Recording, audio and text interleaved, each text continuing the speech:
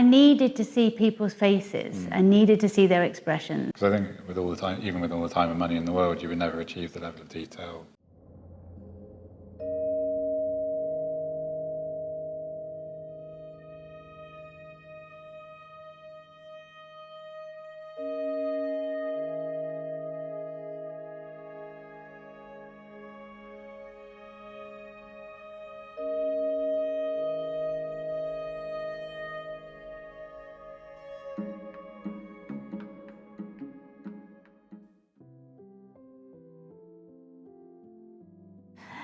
I'm Sacha Wares, and I am the founder of Trial and Error Studio, and I conceived and directed Inside the Childhood of an Artist, which is playing here at Bristol Old Vic. I'm Ollie Lindsey, and I run All Seeing Eye, and we were the VR production partner with Sacha on production of Inside, and we worked on everything from creative and technical supervision through to final post and everything else. I really wanted the audience to feel that they were close to the characters, to feel the textures and the colours of Judith Scott's childhood.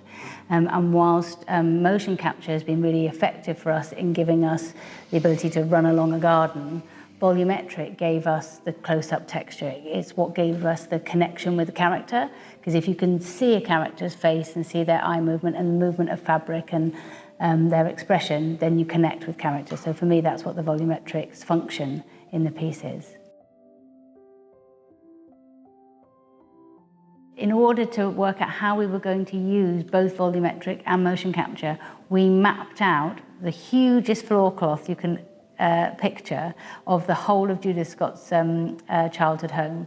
And then we rehearsed with actors all of their journeys, and we had it was like a giant hula hoop that was it 3 meters or 4 meters? 3 meters diameter.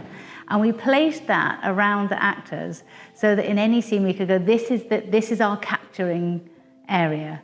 So we'd say, okay, this is our capturing area in the kitchen, and then they would move, and we'd say, okay, that's going to be your motion capture, and then we're here on the breezeway, this is our capture area here. So we rehearsed like that, and we made these 3 meter green circular floor cloths that we took to the volumetric studio, and we put them down so then the actors knew exactly where to move and where to go within their 3 meters sort of constraint. So it is a constraint, you do have to think about it, but we got what we needed in the end, didn't we?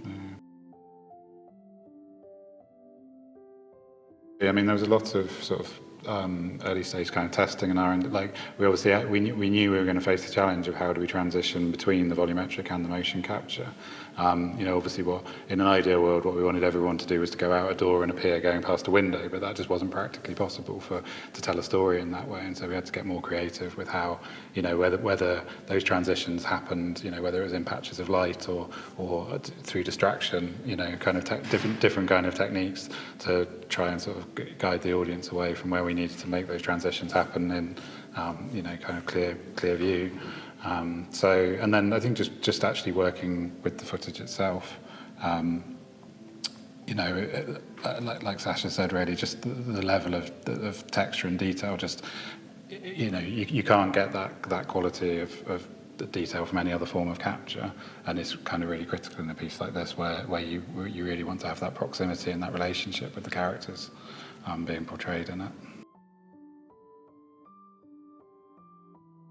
I needed to see people's faces. I needed to see their expressions. I needed to believe and feel they were human. And I think a lot of people use virtual reality filmmaking to make things that are sort of digital or space or pixely. Yeah.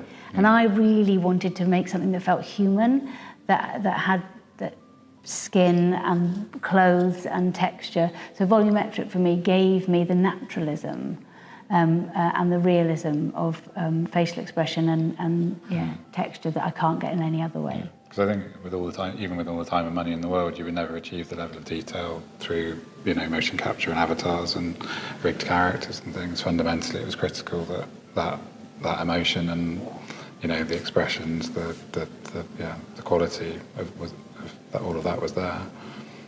Thank you. Thanks very much. Thank you. Now time for a drink. Yeah.